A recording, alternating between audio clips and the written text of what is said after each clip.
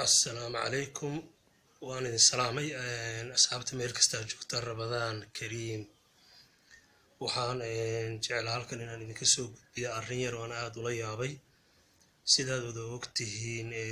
social media ragga Soomaalida ugu afdheer ama ugu aftaansan oo aan oran karno af mishaarinta waxaa ka mid ah nin dhaasheeno culay oo dadku ay ugu barteen inuu soo tabiyo wax inta badan xaqiiqooyinka taabanaya isagoo ka hadlanaya waxyaabaha markaa jira oo ama dhaca wuxuu soo geliyay fiideo uu kaga hadlayo arrintii Ilhaan Cumar oo khuseysay wixii foosho xumaa mini baarlamaanka ee loo hortagtay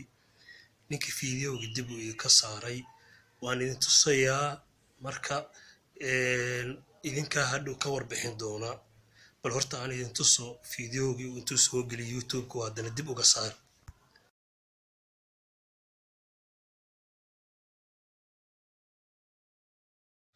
waad aragteen asxaabay waaniga idin tusay marka maxay noqon kartaa arrintaasi horta aniga ra'yi ahaantayda waxaan isiri labaan u kala qaaday midkood in micnihii cabsi arrintaasi ku keentay oo micnihii cabsaday maadaama ay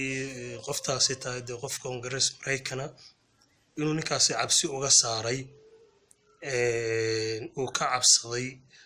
in ay ku dacweyso qoftu waxaa la yiri waa qof kulul oo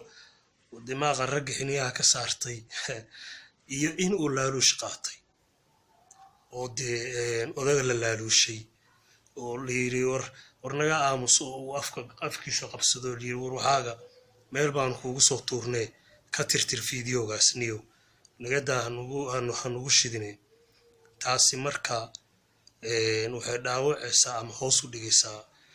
shacbiyadii uu lahaa iyo magacii uu lahaa sideedaba marka aad xaqiiqo ka hadlaysid waa inaad ku adkaysataa go'aankaaga waxa aad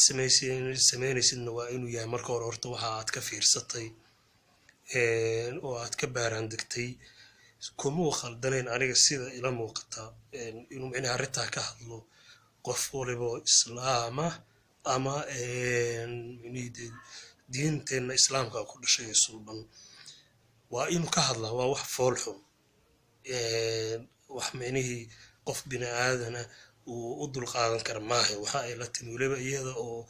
dee xadgudub kusii samaysa waddan kale oo islaama micnihii ay ku dacweynayso oo ay qaateen shareecadooda marka tan iyada khuseysana bal fiideoga kan xiga baad ku arki doontaan iyo qaabkaan uga hadlay fadlan haddaad ku cusub tahay channelka subscribe like comment si aad u heshid fiideoga kale oo mini taabanayo xaqiiqooyinka waana ku mahadsantihiin wassalaamu calaykum